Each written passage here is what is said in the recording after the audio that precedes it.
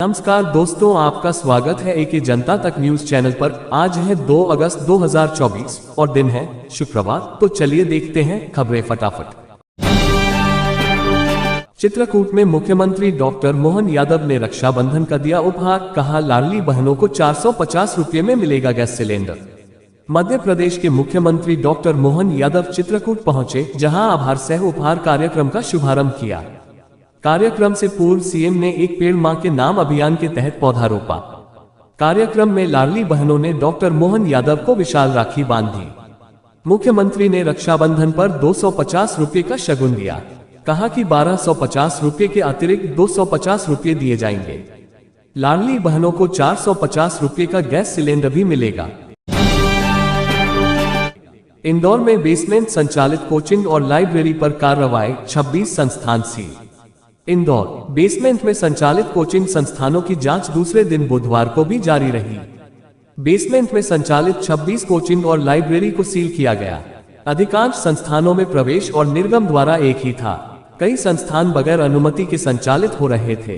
पहले दिन मंगलवार को भंवर कुआ क्षेत्र में 14 संस्थानों को सील किया गया था। शासन से मिले निर्देश के बाद शहर में नियमों को अनदेखा कर संचालित हो रही कोचिंग और लाइब्रेरी की जांच की जा रही है। करोंद में बनेगा 3 टियर ट्रांसपोर्टेशन सिस्टम। ऊपर चलेगी मेट्रो, बीच में फ्लाईओवर, नीचे से गुजरेगा सर्विस रोड। शहर के करोंद क्षेत्र में 3 टियर ट्रांसपोर्टेशन सिस्टम बनाया जाएगा, जिससे लगभग 5 लाख लोगों को फायदा होगा। इसके बनने से ऊपर मेट्रो ट्रेन चलेगी, बीच में फ्लाईओवर और नीचे से सर्विस रोड गुजरेगी। स्थानीय विधायक और प्रदेश के सहकारिता, खेल एवं युवा कल्याण मंत्री विश्वास सारंग ने भोपाल मेट्रो प्रोजेक्ट के करोंद में शुरू हुए कार्य का बुधवार को निरीक्षण किया। उन्होंने बताया कि प्रथम फेज के तहत लगभग 30 किलोमीटर रूट की ऑरेंज लाइन कॉरिडोर के तहत करोंद चौराहे पर मेट्रो स्टेशन व रूट बनाया जाएगा। वहीं NHAI द्वारा फ्लाईओवर बनाया जाएगा। इससे करोंद चौराहे पर 3 टियर ट्रांसपोर्टेशन सिस्टम तैयार होगा। मध्य प्रदेश में 5 अगस्त तक बढ़ाई ग्रीष्मकालीन मूंग के उपार्जन की अवधि। प्रदेश में किसानों से ग्रीष्मकालीन मूंग अब 5 अगस्त तक न्यूनतम समर्थन मूल्य पर खरीदी जाएगी। पहले उपार्जन की अंतिम तिथि 31 जुलाई थी, लेकिन कई किसानों द्वारा स्लॉट बुक करने के बाद भी उपार्जन नहीं हो पाया और कुछ किसान स्लॉट बुक करने से वंचित हो गए थे। इसे ध्यान में रखते हुए मुख्यमंत्री डॉक्टर मोहन यादव के निर्देश पर कृषि विभाग ने उपार्जन की अवधि 5 अगस्त तक बढ़ाने का निर्णय लिया है। किसान हित में लिए गए इस निर्णय पर प्रदेश के कृषि मंत्री एडल सिंह कंशना ने मुख्यमंत्री डॉक्टर मोहन यादव का आभार जताया। बैंड नहीं बजाया तो 25 कांस्टेबल सस्पेंड। जवान बोले, बैंड बजाएंगे तो शादी कैसे होगी। मध्य प्रदेश के 5 जिलों के 25 कांस्टेबल को 1 हफ्ते के भीतर सस्पेंड कर दिया गया है। इन आरक्षकों की गलती सिर्फ इतनी थी कि उन्होंने 15 अगस्त की परेड के लिए बैंड प्रशिक्षण में जाने से मना कर दिया था। ऐसा पहली बार हुआ है जब एक साथ हर जिले में इतनी बड़ी संख्या में कांस्टेबल को सस्पेंड किया गया है। पुलिस अधिकारियों का कहना है कि आदेश का पालन नहीं करने पर यह एक्शन लिया गया है। वहीं कांस्टेबल का तर्क है, हमारी भर्ती जनरल ड्यूटी के लिए हुई थी, बैंड बजाने के लिए नहीं। मध्य प्रदेश में जुलाई में 7 साल में दूसरी सबसे ज्यादा बारिश है। भोपाल, जबलपुर में 5 इंच ज्यादा बारिश। इस सीजन जुलाई में मध्य प्रदेश में मानसून खूब बरसा। जुलाई के 31 दिन में 14.27 इंच बारिश हुई।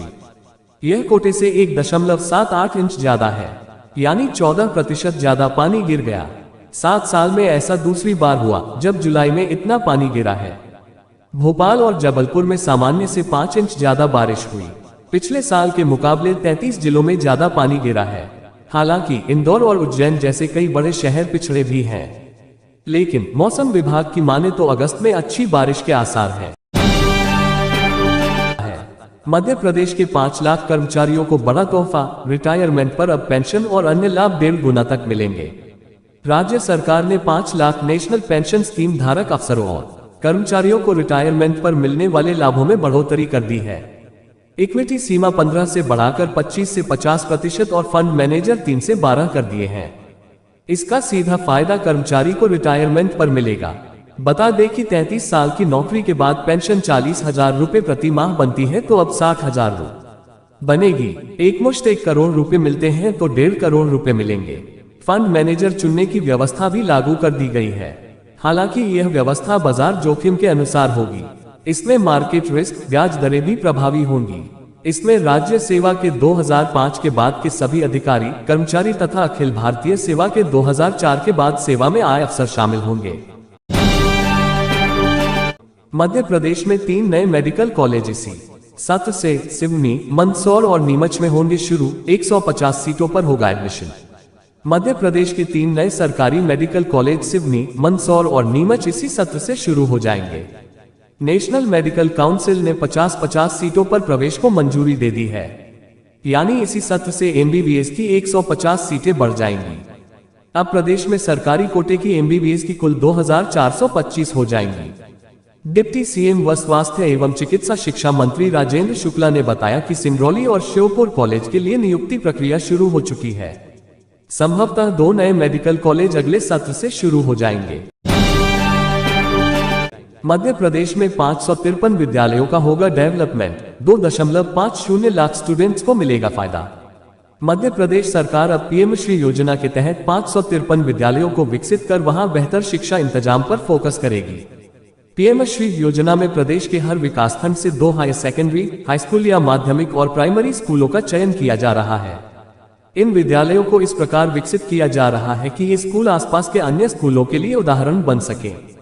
पीएम श्री स्कूलों में वाटिका का विकास, राष्ट्रीय आविष्कार अभियान, स्कूलों में व्यावसायिक शिक्षा, खेलने की सुविधा और लाइब्रेरी, लैब की व्यवस्था की जा रही है। राज्यसभा सांसद डॉक्टर सोलंकी ने सदन में उठाया मुद्दा, बोले आदिवासियों को पट्टे देने के लिए क्या सरकार कर रही विचार। संसद के बजट सत्र के दौरान गुरुवार को राज्यसभा सांसद डॉक्टर सुमेर सिंह सोलंकी ने पर्यावरण, वन एवं जलवायु परिवर्तन मंत्रालय से किए सवाल। कहा कि मालवा और निमाड़ क्षेत्रों में आदिवासी जिले बड़वानी, धार, झाबुआ, अलीराजपुर, खरगोन, खंडवा और बुरहानपुर के जंगलों को हरियाली से वनाच्छादित करने के लिए सरकार कोई योजना पर काम कर रही है क्या, जिसका जवाब देते हुए पर्यावरण, वन और जलवायु परिवर्तन मंत्री भूपेंद्र यादव ने जवाब देते हुए बताया कि नर्मदा जी के क्षेत्र में भारत में ग्रीन इंडिया मिशन के अंतर्गत ये कार्य किया जाता है। मध्य प्रदेश में नियुक्ति को तरसते चयनित शिक्षक, रिजल्ट आने के बावजूद भी अब तक ज्वाइनिंग नहीं। मध्य प्रदेश की स्कूली शिक्षा का हाल स्कूलों में शिक्षक न होने से बेहाल है। सरकारी स्कूलों को विश्वस्तरीय बनाने के दावे भले ही शासन द्वारा समय समय पर किए जाते हो, मगर हकीकत में बिना शिक्षकों के स्कूल कैसे होंगे इसका अंदाजा लगाया जा सकता है।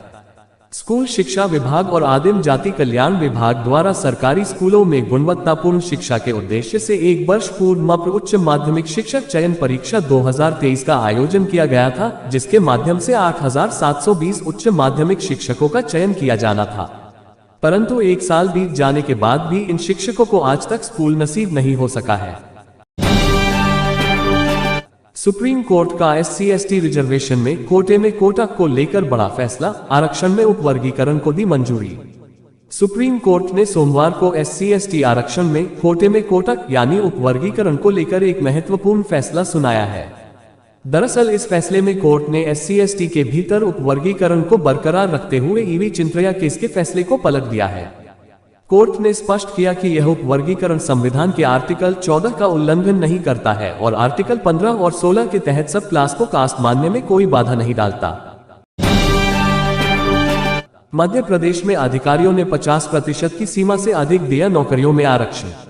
सुप्रीम कोर्ट की गाइडलाइन के अनुसार सरकारी नौकरियों में 50% से अधिक आरक्षण नहीं दिया जा सकता है। बिहार के मामले में सुप्रीम कोर्ट ने ये स्पष्ट भी कर दिया है, पर मध्य प्रदेश में अधिकारियों ने कई विभागों की नियुक्तियों में ओबीसी को 27% आरक्षण देकर 50% की उक्त सीमा पार कर दी।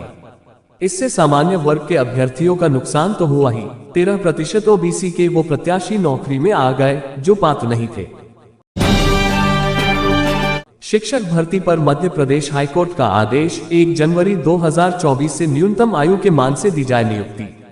हाई कोर्ट ने अपने एक महत्वपूर्ण आदेश में कहा है कि 1 जनवरी 2024 से अभ्यर्थियों की न्यूनतम आयु की गणना करके उन्हें प्राथमिक शिक्षक के पद नियुक्ति प्रदान की जाए। कार्यवाहक मुख्य न्यायाधीश संजीव सचदेवा व न्यायमूर्ति विनय सराफ की युगलपीठ ने वर्ष 2022 से लंबित 13 याचिकाओं पर सुनवाई के बाद ये राहतकारी आदेश पारित किया।